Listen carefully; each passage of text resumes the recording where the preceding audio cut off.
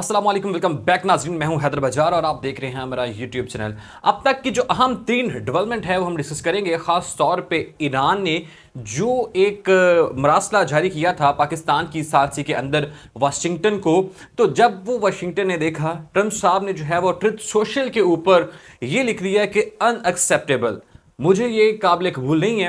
यानी कि अमेरिका ने वो प्रपोजल जो जंग के अगेंस्ट, जिनमें 14 निकात पेश किए गए थे कि जंग को किस तरह रोका जा सकता है और किस तरह इस खित्ते को एक बड़ी तबाही से बचाया जा सकता है, वो सब चीज़ें जो है ट्रंप ने ट्रुथ सोशल पे लिखते हुए कहा कि मैंने वो बहुत डिटेल से पढ़ी है, बट मैं इनसे एग्री नहीं करता और मैं इन्हें मुस्तरद करता हूं। जबकि जैसे ही ट्रंप ने ये सारी चीज़ें मुस्तरद की है, तो फिर ईरान की जानब से भी बहुत तगड़ा जवाब आया। मसूद पज़ेश्कियान जो ईरानी प्रेसिडेंट हैं, उन्होंने कहा कि ट्रंप चाहता है कि हम ट्रंप की जो है वो चापलूसी करें, ट्रंप की ख्वाहिशात के मुताबिक जो है वो जवाब बना के भेजें और ईरानी फॉरेन पॉलिसी को अमेरिका के मुताबिक ढाल दें।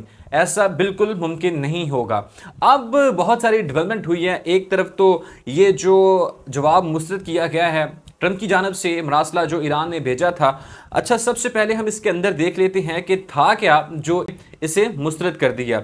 इसमें यह था कि जो ईरान की जानब से जवाब लिखा गया है वो ये था कि खित्ते में जंग के खात्मे का जो ईरानी मुतालबा है उसमें यह है कि लिबनान के ऊपर जो जारी कशीदगी है, जो जारी एयर स्ट्राइक है इसराइल की जानब से, उससे रोका जाए। और इसके साथ साथ जो नेवल ब्लॉक है, जहाज़ों के ख़िलाफ़ जो बहरी कज़ाकी है, उसके ख़ात्मे के लिए एक डिमांड रखी थी ईरान ने कि नेवल ब्लॉक को जो है वो हटाया जाए।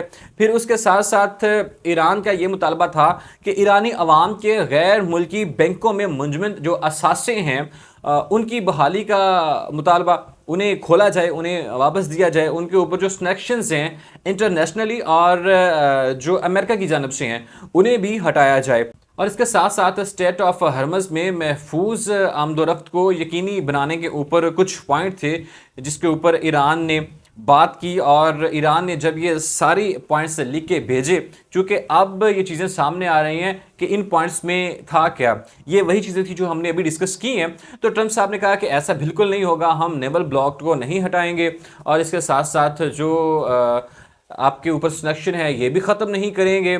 और ये जो ईरानी पब्लिक के असासे हैं मुंजमद किए गए अमेरिका के बैंकों में और इस तरह इंटरनेशनल बैंकों के अंदर, वो भी हम नहीं ओपन होने देंगे। उसकी बड़ी वजह यह है कि अमेरिका चाह रहा है कि जो ईरान का 20 साला अफसुदा यूरेनियम है जो कि काबिल इस्तेमाल है, जिससे हथियार बनाए जा सकते हैं, जिससे न्यूक्लियर वेपन बनाए जा सकते हैं, मिसाइल सिस्टम में वो कामयाबी के साथ इस्तेमाल किया जा सकता है, बड़े बड़े पावर प्लांट्स के अंदर जो ये जो यूरेनियम अफसुदा यूरेनियम ईरान का है उसे इस्तेमाल किया जा सकता है। तो ये सबसे पहले हमारे हवाले कर दें। इसी के ऊपर जो बेंजामिन नेतन्याहू है, उन्होंने भी एक प्रोग्राम में बात करते हुए कहा था, जब सहाफ़ी ने उससे सवाल किया कि आप किस तरह चाहते हैं कि ईरान से अफसुदा यूरेनियम हासिल कर लिया जाए, उन्होंने कहा कि ईरान के अंदर घुस जाएं और वहाँ पे जो ये सारा यूरेनियम है उसको उठा के लाया जाए। तो जब सहाफ़ी ने फिर सवाल किया कि ये ऐसा कैसे मुमकिन है, तो उन्होंने कहा कि डील के जरिए, डील के अंदर कुछ ना कुछ ऐसी चीज़ें होनी चाहिए जिसके थ्रू ये सारा अफसुदा यूरेनियम जो है वो अमेरिका हासिल कर ले। अमेरिका की अभी हत्तुल वसा ये कोशिश है कि हम ईरान के अफसुदा यूरेनियम जो उनकी 20 साला एक काविश थी उसको जो है वो हासिल कर लें। इसके साथ साथ ईरान ने यह भी मुतालबा किया था कि जो हमारा नुकसान हो चुका है वो अमेरिका भरे। तो अमेरिका इससे भी मुकर गया, इससे भी डिनाई हो गया। लेकिन यहीं पे ईरान ने एक धमकी लगाई फिर, जो जिस तरह डोनाल्ड ट्रंप साहब धमकियां लगाते हैं और अपने स्टेटमेंट में ईरान को धमकाते रहते हैं, तो इसी तरह ईरान की जानब से भी ये कहा गया कि अगर आप समंदर के अंदर किसी तरह की भी कोई मिस्टेक करते हैं तो यकीनन हम फिर मिडिल ईस्ट के अंदर जो आपकी बेसिस हैं उनको फिर से निशाना बनाएंगे। और ये कहा भी गया है कि लेट संडे यानी कि कल इतवार की शाम रात को जो है वो 2 ड्रोन्स भी यूएई की जानब दागे गए थे, जिसे इंटरसेप्ट कर लिया गया और दुबई ने ये ऑफिशियल स्टेटमेंट भी दी है।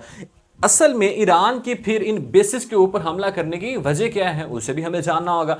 वजह यह है कि वहाँ पे मिडिल ईस्ट के अंदर जो अमेरिका की बेसिस है वहाँ से ऑपरेट किया जाता है। ये सारा ऑपरेशन जो इस वक्त अपना हुर्मुज़ में हो रहा है, ये जो है लॉजिस्टिक तौर पे और फिर टेक्निकली तौर पे सपोर्ट करती हैं वहाँ पे जो आबदोज़ें होती हैं, समरीन होती हैं और बहरी भेड़े होते हैं उन्हें।